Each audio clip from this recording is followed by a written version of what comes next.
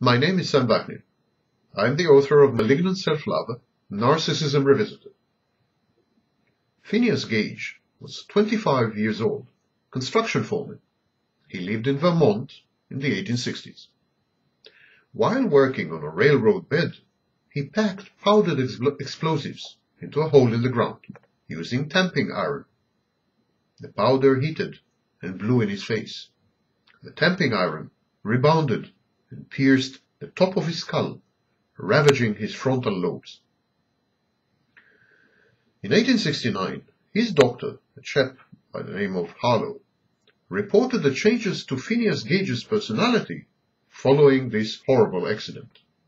The doctor wrote, "Phineas Gage became fitful, irreverent, indulging at times in the grossest profanity, which was not previously his custom, manifesting but little deference to his fellows, impatient of restraint or advice when it conflicts with his desires, at times pertinaciously obstinate, yet capricious and vacillating." He said that Phineas Gage was devising many plans for future operation, which are no sooner arranged than they are abandoned for other, more appealing, but equally feasible alternatives. Phineas Gage's mind was radically changed, so that his friends and acquaintances said that he was no longer Phineas Gage, concluded the doctor. In other words, his brain injury turned Phineas Gage into a psychopathic narcissist. Is this possible?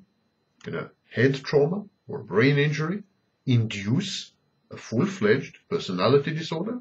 Well, not really. Similarly startling transformations have been recorded among soldiers with penetrating head injuries suffered in World War I. Orbitomedial wounds made people pseudo-psychopathic. They suddenly became grandiose, euphoric, disinhibited, and puerile.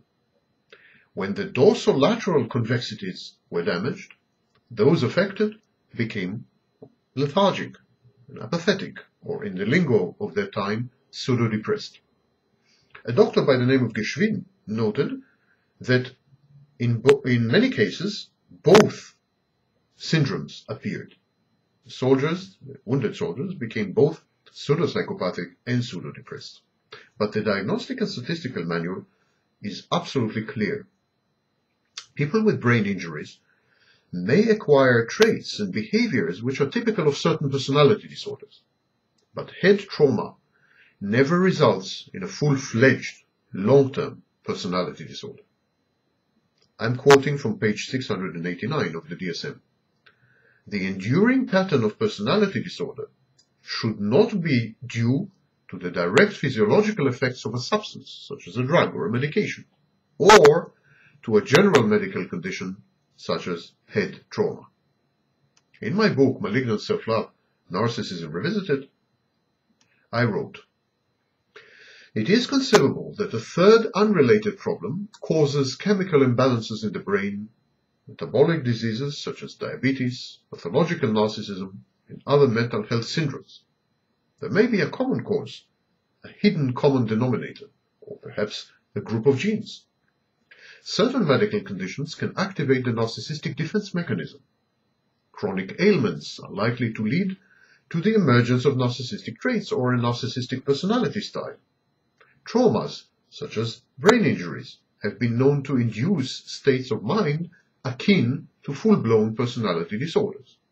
Such narcissism, quote-unquote, is reversible actually, and tends to be ameliorated or disappear altogether when the underlying medical problem goes away. Other disorders, like bipolar disorder, formerly known as mania depression, are characterized by mood swings that are not brought about by external events. These mood swings are endogenous, not exogenous. They are the outcome of biochemical processes in the brain. But the narcissist mood swings, by comparison, are strictly the results of external events, not internal ones. The narcissist perceives and interprets certain events, for instance, the obtaining of narcissistic supply or the lack of narcissistic supply, and these cause his mood swings. But phenomena which are often associated with narcissistic personality disorders, such as depression or obsessive-compulsive behaviors, can and are treated with medication. Rumor has it that SSRIs, such as fluoxetine, known as Prozac, might have adverse effects if the primary disorder is narcissistic personality disorder. They sometimes lead to a serotonin syndrome, which includes agitation and exacerbates the rage attacks typical of a narcissist. The use of SSRIs is associated at times with delirium and the emergence of a manic phase, and even with psychotic microepisodes. This is not the case, luckily, with heterocyclics, MAOs, and other mood stabilizers, such as lithium. Blockers and inhibitors are regularly applied without discernible adverse effects as far as narcissistic personality disorder is concerned. Not enough is known about the biochemistry of narcissistic personality disorder. There seems to be some vague link to serotonin, but no one knows for sure. There isn't a reliable, non-intrusive method to measure brain and central nervous system serotonin levels, so it's mostly guesswork at this stage. Head injury induces temporary narcissistic behaviors and traits.